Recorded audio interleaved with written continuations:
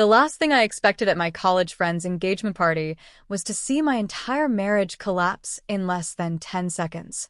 I was balancing a glass of sparkling water and listening to wedding plans when a woman across the room smiled brightly and pointed toward a framed photo on her phone.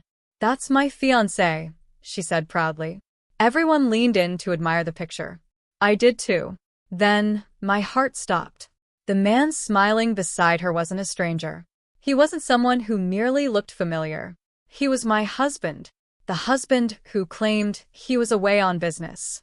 3 weeks before my life changed forever, I received a message from someone I hadn't spoken to in nearly 8 years.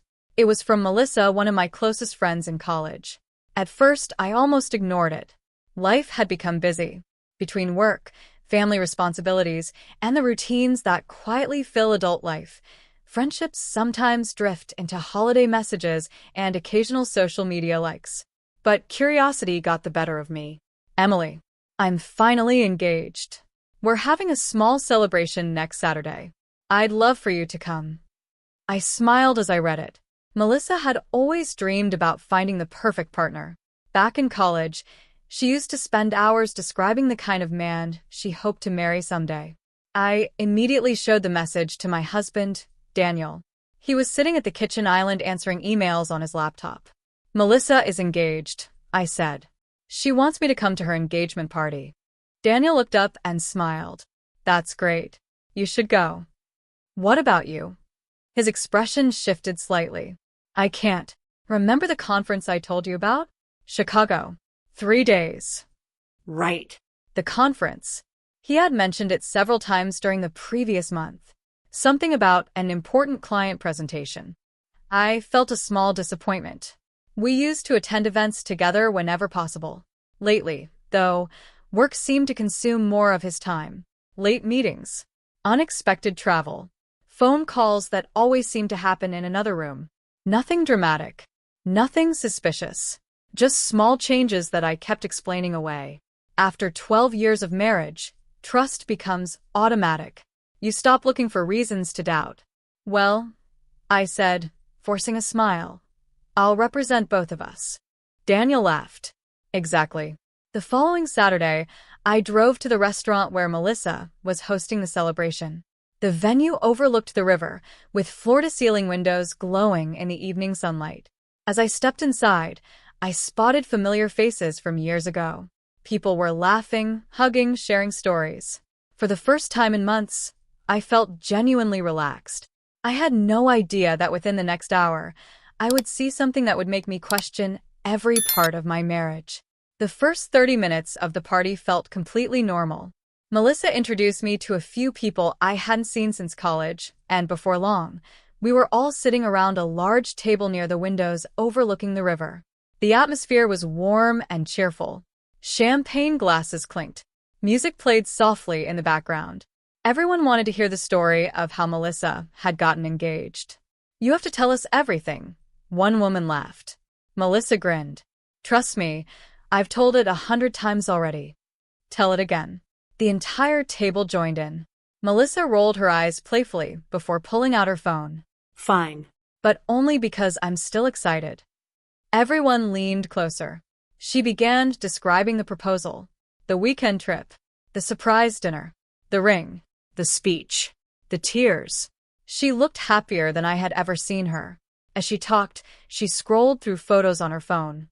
Pictures from vacations, pictures from birthdays, pictures with friends. Then someone asked the question, "So, where's the future husband? We need to see him." Melissa laughed. "Of course you do." She swiped to another photo and held up her phone. "That's my fiancé." Everyone immediately crowded closer. I smiled and leaned in with the rest of them. Then I saw the picture. For a moment, my brain simply refused to process what my eyes were seeing. The room seemed to go strangely quiet. The laughter faded into distant noise. The smiling man standing beside Melissa wasn't a stranger. He wasn't someone who merely looked familiar. He was Daniel, my husband. My heart stopped. Not figuratively. It genuinely felt like everything inside my chest had frozen. The photo showed him with his arm around Melissa's shoulders, both of them smiling. both of them looking completely comfortable together. I stared at the screen. Maybe I was mistaken. Maybe the lighting was strange. Maybe it was someone else. But deep down, I already knew. The scar above his eyebrow. The watch I bought him for our 10th anniversary. The exact smile I'd seen thousands of times. It was Daniel, my husband. The man who was supposedly attending a business conference 3 states away. I forced myself to keep breathing, to keep smiling, to keep acting normal. Because one thing became clear instantly. If I reacted now, I'd never learn the full truth. And suddenly, learning the truth mattered more than anything else. I don't remember much about the next few minutes. My body stayed at the table, smiling when everyone else smiled, nodding when conversations shifted, but my mind was somewhere else entirely. Every instinct told me to grab Melissa's phone and demand answers. Instead, I forced myself to stay calm. If Daniel had been living a second life, then losing control now would only warn him. I needed information, not emotion. So, I said casually, taking a sip of water, "What's your fiancé's name?" Melissa's face immediately brightened. Michael. The name hit me like another punch. Michael, not Daniel. A completely different identity.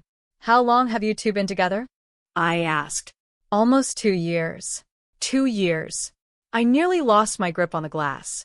During those same 2 years, Daniel and I had celebrated anniversaries, hosted family dinners, and planned future vacations together. At least I thought we had. Melissa continued talking happily. We met at a charity networking event. Honestly, it felt like fate. The others smiled. I smiled too. Or, at least I hoped it looked like a smile. What does he do? Someone asked. Consulting, Melissa replied. Another lie. Daniel worked in corporate finance. Yet, apparently, he had built an entirely different life complete with a new career story. The deeper the conversation went, the worse it became. Melissa showed more pictures. Weekend trips. Holiday celebrations. Birthday dinners. Moments that looked genuine. Natural. Real. There was no sign she suspected anything. No indication she knew she was sharing her future with a married man. Then she held up her engagement ring. We're getting married in 4 months. The room erupted with excitement. Congratulations filled the air. Wedding questions followed. Venues. Flowers. Guest lists. Future plans. I sat there listening to strangers discuss a wedding that should never happen. A wedding involving my husband. By the time the party finally ended, I felt emotionally exhausted. Outside, the cool evening air hit my face. For several seconds, I simply stood beside my car staring into the darkness. My hands trembled as I unlocked the door. I could confront Daniel immediately. I could call him right now. But something told me not to. Not yet. Because if this was truly happening, then what I'd seen tonight was only the beginning. And before I made a single move, I intended to learn exactly how deep the deception went. The drive home felt twice as long as usual. Every red light seemed endless. Every minute gave my mind more time to replay the image I'd seen on Melissa's phone. Daniel smiling beside her. Daniel wearing an engagement ring. Daniel living under another name. By the time I pulled into the driveway, one question kept repeating in my head. What if I was wrong? As impossible as it seemed, part of me desperately wanted another explanation. A misunderstanding. A coincidence. Anything. The house was quiet when I stepped inside. I dropped my purse onto the kitchen counter and immediately opened my laptop. My hands shook as I searched Melissa's social media profile. Within seconds, dozens of photos appeared. I clicked through them one by one. There he was again. At restaurants. At charity events. At holiday gatherings. Always smiling. Always standing close to Melissa. I enlarged one picture until the image became slightly blurry. The scar above his right eyebrow was visible. The same scar Daniel got during a college basketball game. Another photo showed his wrist. The silver watch I'd given him for our 10th anniversary reflected the camera flash. A third picture showed him laughing during a beach vacation. The tiny dimple in his left cheek was unmistakable. Each image destroyed another piece of denial. This wasn't someone who looked like my husband. This was my husband. I sat back in my chair and stared at the screen. For several minutes, I couldn't move. Then something shifted inside me. The shock began giving way to determination. If Daniel had built an entire second life, then evidence mattered. Facts mattered. I created a folder on my desktop. Then I started saving everything. Photos, dates, screenshots, comments, locations, anything connected to him. The more I collected, the more another pattern began emerging. Several photographs matched weekends when Daniel had supposedly been traveling for work. One image showed him at a wine festival, another at a mountain resort, a third at a lakeside cabin. Each date corresponded perfectly with one of his business trips. I opened our shared calendar and began comparing records. Trip after trip aligned with Melissa's photos. The coincidence was impossible. By midnight, dozens of screenshots filled the folder. And for the first time that night, I stopped asking whether Daniel was lying. Instead, I started asking a much more dangerous question. How long had he been doing it? The next morning, I woke up after barely 2 hours of sleep. Daniel was still away on his so-called business conference. For the first time in 12 years, I was grateful for the distance. I needed time to think, time to investigate, time to understand exactly who I had been married to. Coffee in hand, I sat down at my desk and opened the folder I'd created the night before. The screenshots covered my screen. Dates, photos, locations, smiling faces, lies hidden inside ordinary moments. I opened our shared calendar first. Daniel had always been organized. Every trip was carefully recorded. Every flight, every conference, every client meeting. At least, that's what I used to believe. One by one, I compared those entries against Melissa's photos. The pattern became impossible to ignore. A conference in Denver matched a weekend getaway Melissa had posted from a luxury mountain lodge. A client retreat in Seattle aligned perfectly with pictures from a waterfront resort. A business seminar in Boston happened during the exact same weekend Melissa shared photos from a romantic harbor cruise. The dates matched too perfectly to be coincidence. My stomach tightened. This wasn't a recent mistake. This wasn't a brief lapse in judgment. This was a system. A carefully maintained double life. Then I dug deeper. I reviewed old credit card statements. Most looked normal. Gas, restaurants, groceries. But certain charges stood out. Hotel reservations in cities where no conferences had actually taken place. Upscale restaurants Daniel had never mentioned. Boutique shops far outside his usual spending habits. The pieces were starting to connect. Around noon, I searched several locations tagged in Melissa's older photos. One address caught my attention immediately. A modern apartment building downtown. The location appeared repeatedly over nearly 2 years. Birthday celebrations, holiday photos, weekend mornings. The same place again and again. I enlarged one image and studied the background. A distinctive lobby sign was partially visible through a glass doorway. After several minutes of searching online, I found a match. The building was called Riverside Heights. I wrote the address down. Then I stared at it for a long moment. A strange feeling settled over me. Not fear, not sadness. Something colder. Because deep down, I already knew what I was going to find there. And for the first time since Melissa's engagement party, I wasn't searching for answers anymore. I was searching for proof. I waited until the following afternoon before driving to Riverside Heights. Part of me wanted to turn around. Part of me wanted to pretend none of this was happening. But denial had already cost me enough. I parked across the street and sat in my car watching the building. The structure looked exactly like the photos online. Modern glass exterior. Private parking garage. Luxury apartments. The kind of place that required a substantial monthly rent. For nearly 20 minutes, nothing happened. Then I saw it. A silver SUV turning into the garage entrance. My breath caught instantly.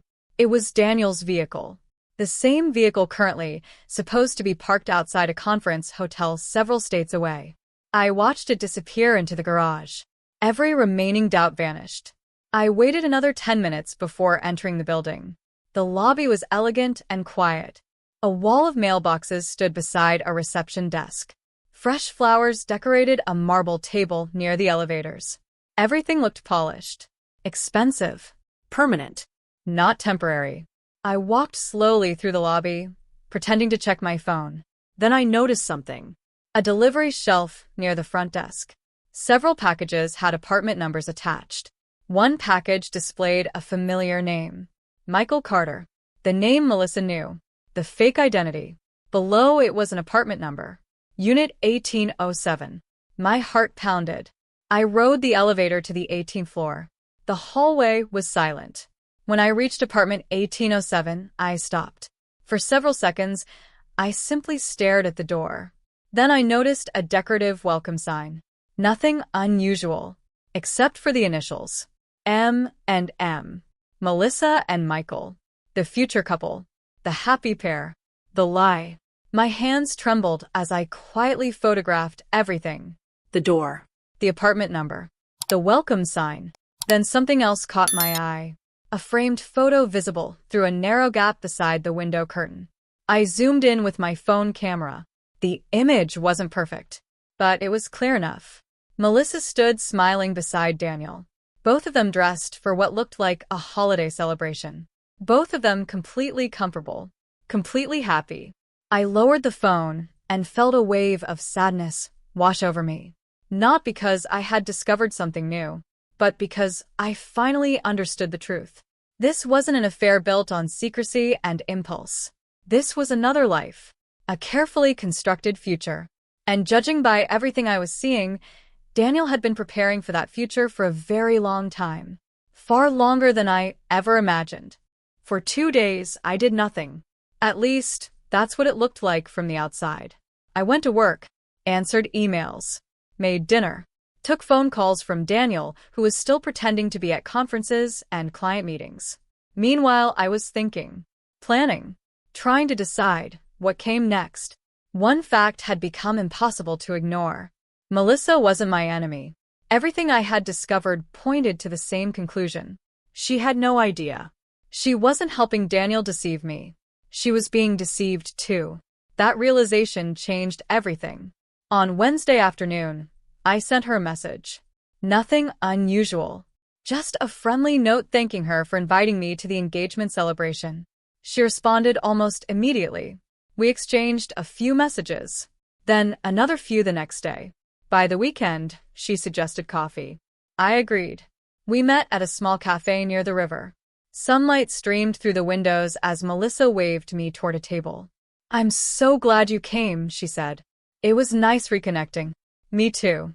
And surprisingly, I meant it. The conversation started with harmless topics. College memories. Work. Travel. Life. Melissa was easy to talk to. Warm. Kind. Genuine. The more we spoke, the more uncomfortable I became. Not because of anything she was doing, because she clearly loved Daniel. Or rather, the version of him she knew. After that coffee meeting, I stopped looking at Daniel's lies as purely emotional. Until then, I'd been focused on the relationship, the deception, the secret apartment, the engagement, the future he had been building behind my back. But the more evidence I gathered, the more another question began bothering me. How was he paying for all of it? Daniel and I had always managed our finances together. We weren't wealthy, but we were comfortable. We had savings goals, retirement plans, a vacation fund. Nothing extravagant. Yet maintaining a second apartment, taking luxury trips, buying expensive gifts, and planning a wedding wasn't cheap. Something wasn't adding up. That weekend, while Daniel was supposedly attending another conference, I started reviewing our financial records. At first, everything looked normal. Mortgage payments, utilities, insurance, regular expenses. Then I noticed a transfer. A small one. Nothing alarming by itself. A few $100s moved into an account I didn't recognize. I searched further.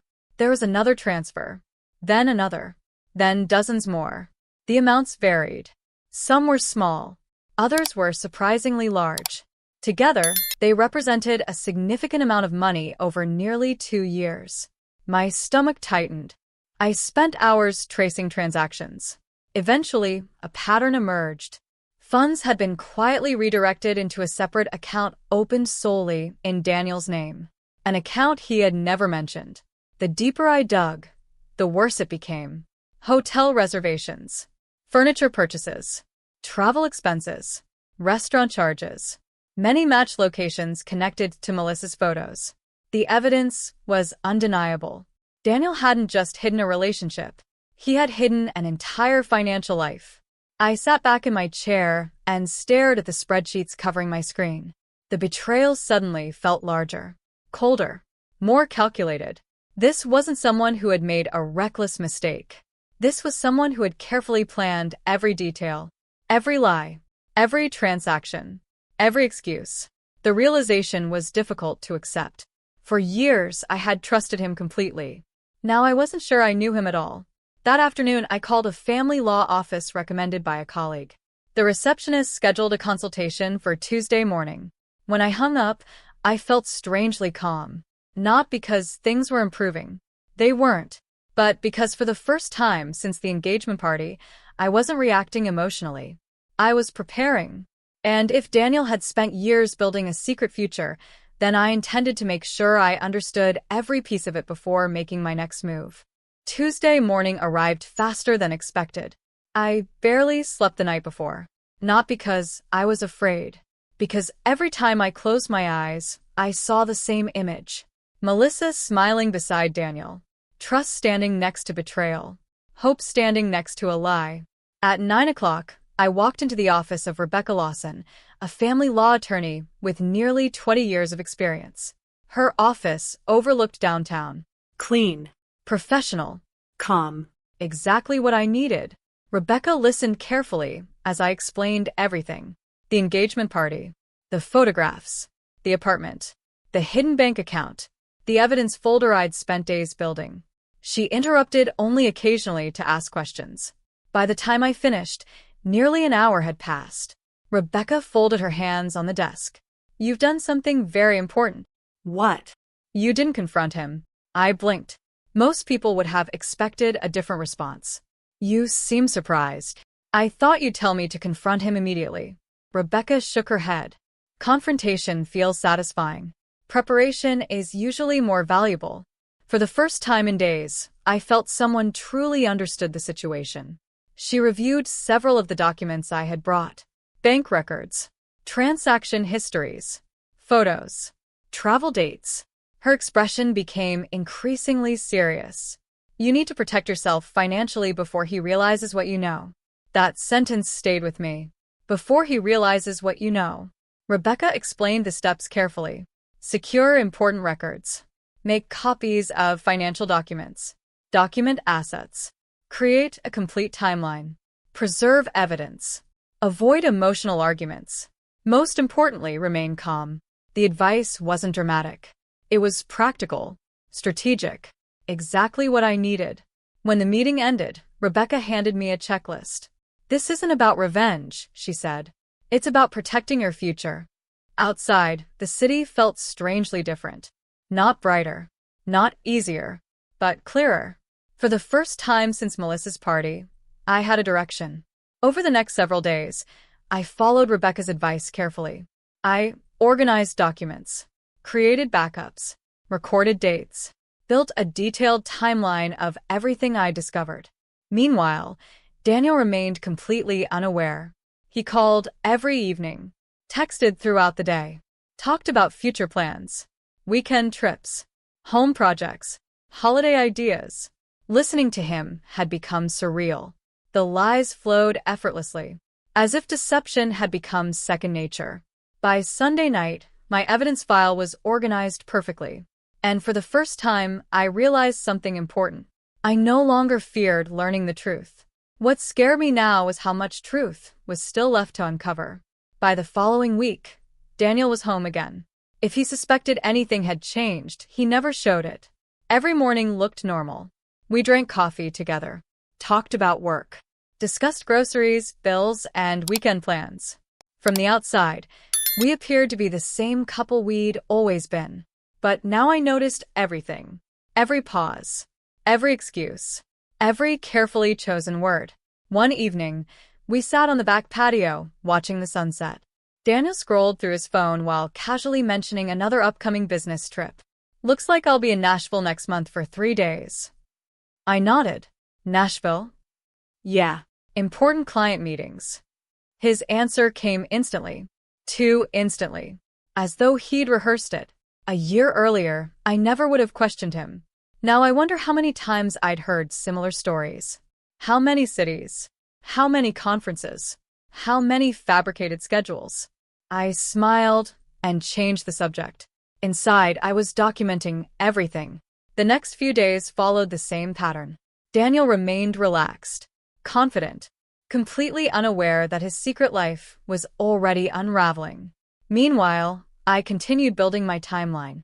One night, while organizing screenshots, I noticed something unusual. Melissa had posted an update about wedding preparations. Most of it was harmless. Cake tastings, guest invitations, flower arrangements. Then I saw a photograph from a wedding planning meeting. A contract sat partially visible on the table. The image wasn't intended to show paperwork, but enough of the document appeared for me to zoom in. My pulse quickened.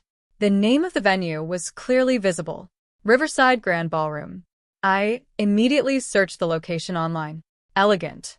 Expensive. Large enough for hundreds of guests. The wedding date appeared on the venue's public event calendar. 4 months away. Seeing it written there made everything feel more real. This wasn't a vague future possibility anymore. This was an active plan moving forward. Reservations had been made. Deposits had been paid. Guests would soon receive invitations.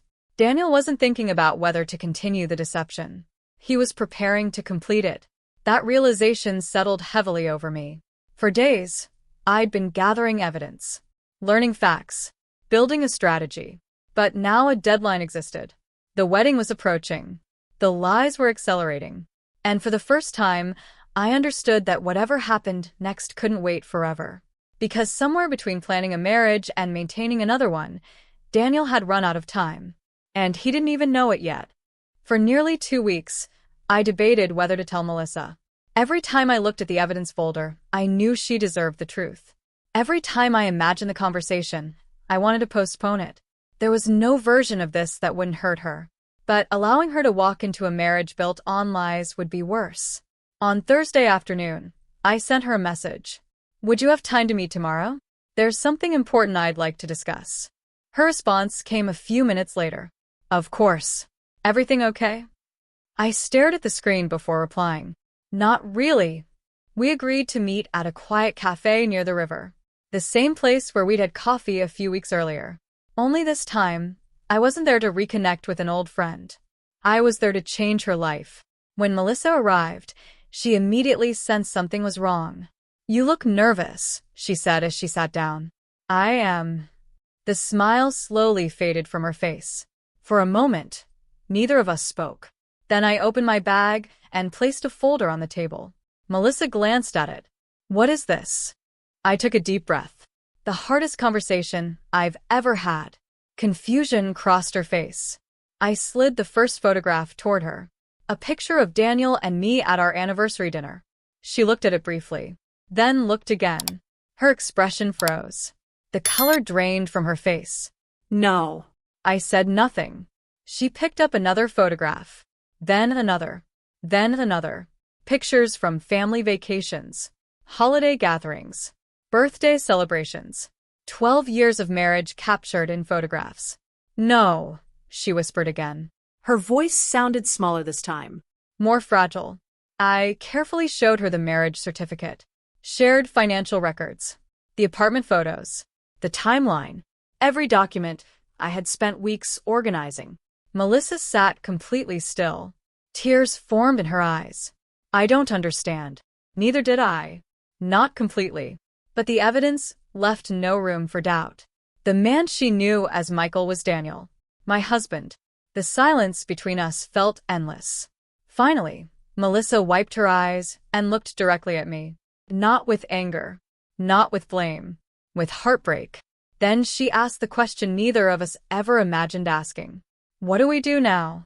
And for the first time since this nightmare began, I realized we were no longer facing it alone. The hours after our meeting felt strangely calm. Not because the situation had improved. Nothing about it was better.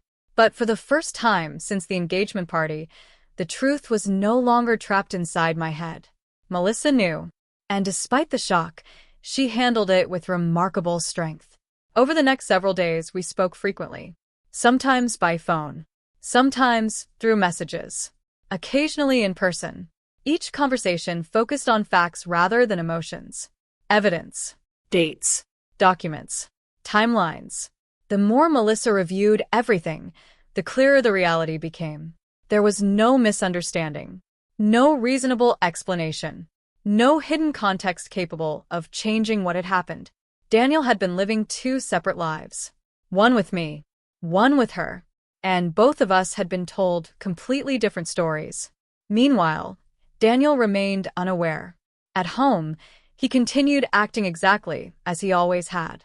He discussed work projects, asked what I wanted for dinner, talked about plans for the holidays.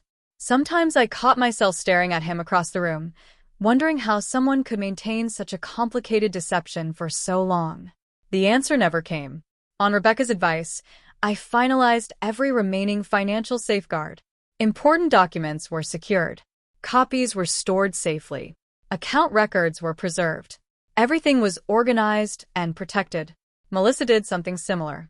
She quietly reviewed wedding contracts and vendor agreements. The preparations were extensive.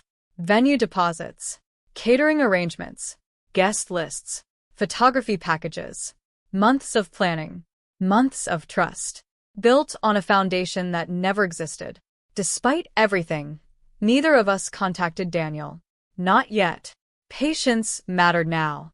Every step needed to be deliberate, careful, controlled. One evening, Melissa called after reviewing another stack of wedding paperwork. Her voice sounded steadier than before. I keep thinking he'll somehow explain all of this. I understood exactly what she meant. Part of me had hoped for the same thing. But he can't, I said softly. No. The silence lingered. Then she exhaled slowly. The wedding weekend starts next Friday. The words settled heavily between us. Next Friday.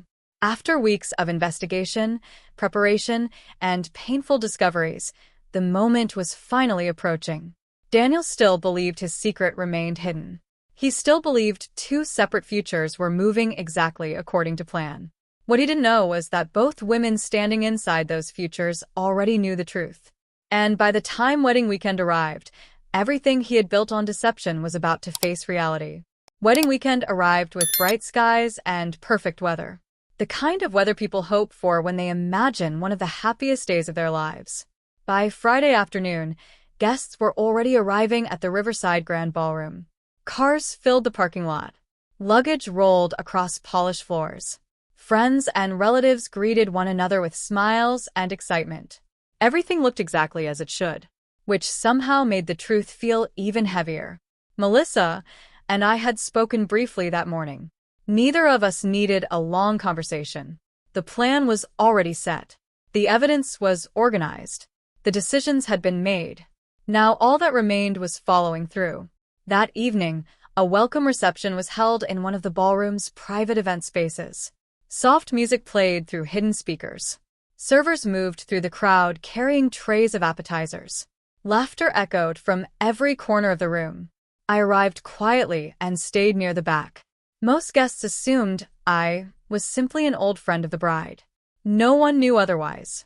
Then Daniel walked in. For a moment, the entire room seemed to react. People greeted him warmly, shook his hand, clapped him on the shoulder.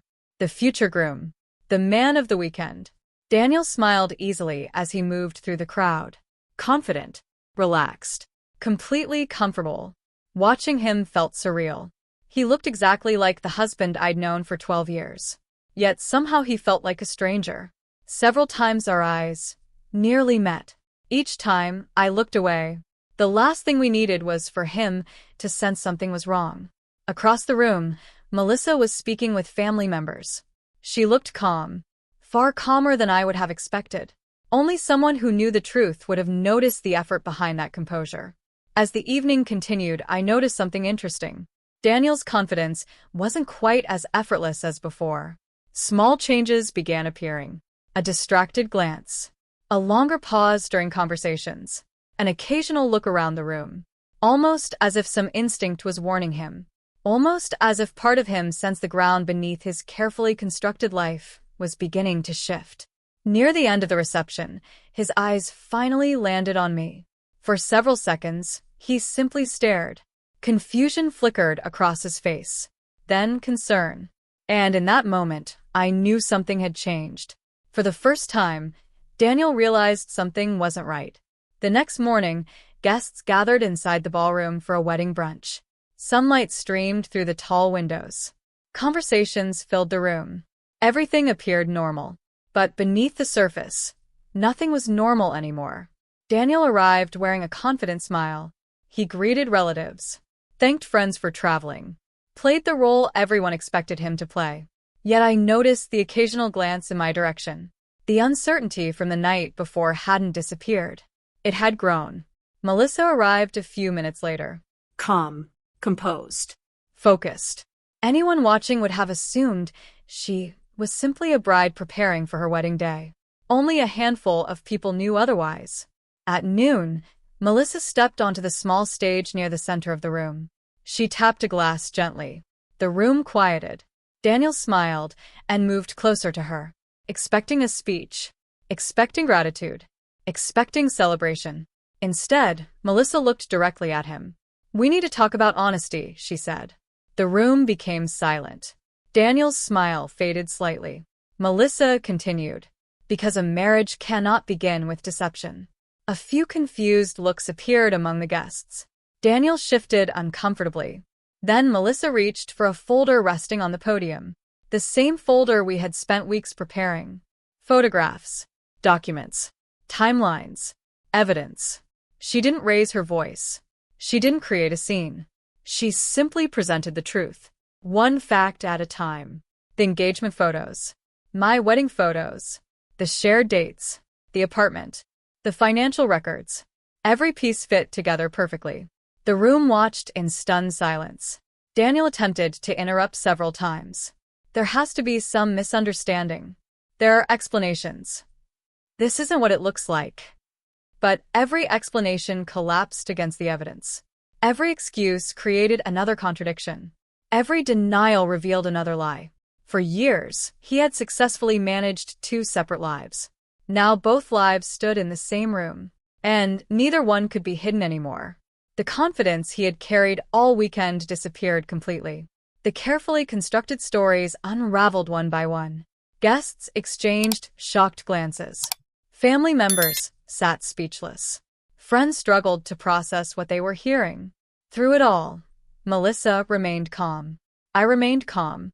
There was no screaming, no dramatic confrontation, just truth. clear, documented. Undeniable. By the time the presentation ended, the reality was impossible to escape. Daniel stood silently at the center of the room. For the first time in years, he had nowhere left to hide. And finally, he was forced to face the consequences of the life he had chosen to build. The wedding never happened. For several minutes after the truth came out, nobody moved. Guests sat in stunned silence, trying to reconcile the charming man they thought they knew with the reality standing in front of them. Daniel looked from Melissa to me and back again, as though he still believed there had to be a way out. But there wasn't one anymore. Melissa quietly canceled the ceremony that afternoon.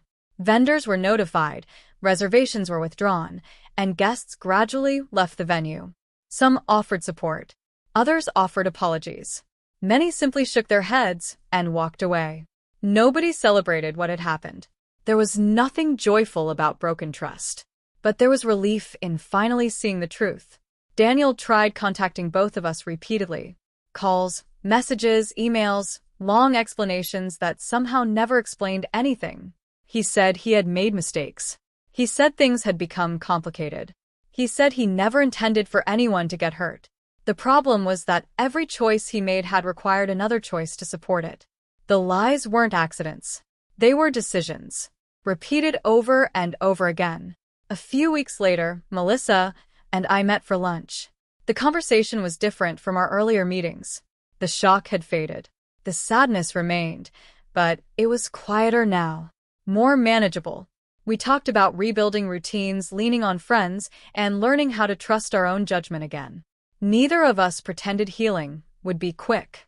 Still, we both understood something important. The truth had hurt us, but living inside the lie would have hurt far more. My divorce process began shortly afterward. Thanks to the preparation Rebecca had encouraged, everything moved forward clearly and professionally. There were documents to review, decisions to make, and difficult conversations to finish. None of it was easy, yet with each completed step, I felt a little lighter, a little stronger. The future no longer looked like a dark hallway filled with uncertainty. It looked open. Months passed. I moved into a smaller home across town. It wasn't grand or impressive, but it felt peaceful. Every room reflected choices that belonged to me. No secrets. No hidden stories. No second life waiting behind a closed door. For the first time in years, I felt genuinely comfortable in my own space. One spring morning, nearly a year after the engagement party, I found myself walking beside the river, where this entire journey had quietly begun. The water moved steadily beneath the sunlight. I stopped. Then I smiled too, because the most painful chapter of my life had also given me something unexpected. Freedom. Not the dramatic kind people imagine in movies. The real kind.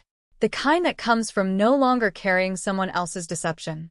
The kind that comes from knowing your worth isn't determined by another person's choices. Daniel had spent years building two futures. In the end, neither survived. Melissa and I lost the lives we thought we were living. But we gained something better. The truth. And sometimes the truth arrives disguised as heartbreak. Sometimes it tears apart everything familiar. Sometimes it forces you to start over. But every once in a while, the ending you never wanted becomes the beginning you desperately needed. Looking back now, I don't remember the lies first. I remember the moment they ended. And that made all the difference. At long last,